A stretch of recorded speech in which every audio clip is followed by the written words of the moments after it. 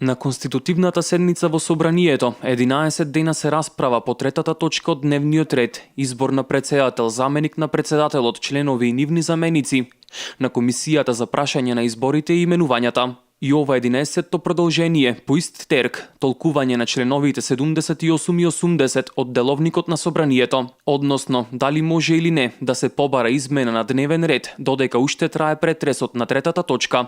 Од СДСМ повторно побараа да се премине на четвртата точка од дневниот ред, односно на точката за избор на председател на Собранието. Нема никаква врска со деловник, нема никаква врска со процедура, нема врска со ништо. Собранието е блокирано. Собранието на Република Македонија е целосно блокирано. Во моментов, во Собранието не може по ништо да се одлучува. Еве, јас барам било што да гласаме. Еве, комисијата ли за избор на именување. Председател, зашто сакате?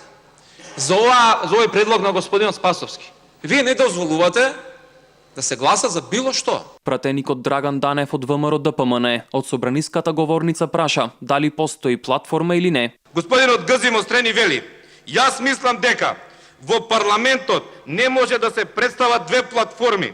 Во парламентот се представува владина платформа која ќе треба да ја подржат сите пратеници од мнозинството и сигурен сум дека потенцирам албанските пратеници нема да ја подржат платформата на Заев, доколку во неа не се предвидени и точките од платформата на албанските партии. Две битни точки во таа платформа многуте се, вели вака, од платформата: Уставот на Република Македонија треба да утврди дека македонскиот јазик и неговото кирилско писмо и албанскиот јазик, потенцирам со неговото писмо, се официјални јазици во Република Македонија. Пратеникот од редовите на НСДП, Горан Мисовски, го повика председавачот Трајко Велјановски да покаже доблест и да каже дека не поддржува сценарио кој е во спротивност на парламентарното мнозинство. Јавно, Велјановски, можете ли да потврдите дали има сценарио во ова собрание или нема?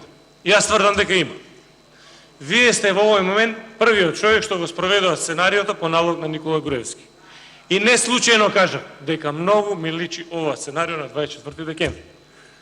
Одговорноста на ова парламентарно мнозинство, кој застапува повеќе од 700.000 граѓани во ова собрание, е дали ќе ви дозволи тоа сценарио да го реализирате или не. Председавачот Велјановски истакна дека досегашниот тек на собраниската седница е согласно деловникот на Собранието на Република Македонија. Јас ви кажа дека вие цело време само со сценарија се занимавате. Тоа беше мојот одговор, затоа што вие во претходните процедурална забелешка 5 пати избора сценарио.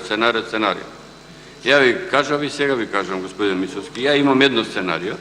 Тоа е сценариото подготвено овдека и го подготвуваат од службите во Собранието на Република Македонија, не само како председавач и јас, него и на сите претходни председатели на Собранието. Тоа е сценарио како да се води седницата која што е во тек. Граѓаните на Република Македонија преку своите избрани представници имаат право да зборуваат и негодуваат во врска со она што е понудено, истакна пратеникот Владимир Ѓорчев. Проблемот е и она што во моментов е понудено, е меѓу редови. Не е основата на програмата, оние 50 на страни кои што ги гледаме, што се наводна програма на владата. Тоа е писмо на намери.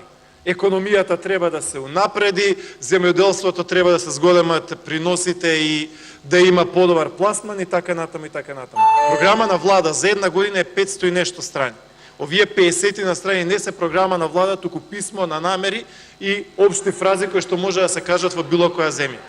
Прво, не е кажано ништо за коалициониот договор за кој што знаеме дека се има случајно, и второ, не се кажани модалитети на кој начин ќе се спроведе сето на што е ветено од граѓаните. Со оглед на темпото со кое се одвива дебатата во Собранието на Република Македонија, неизвестно е кога би била завршена оваа конститутивна седница.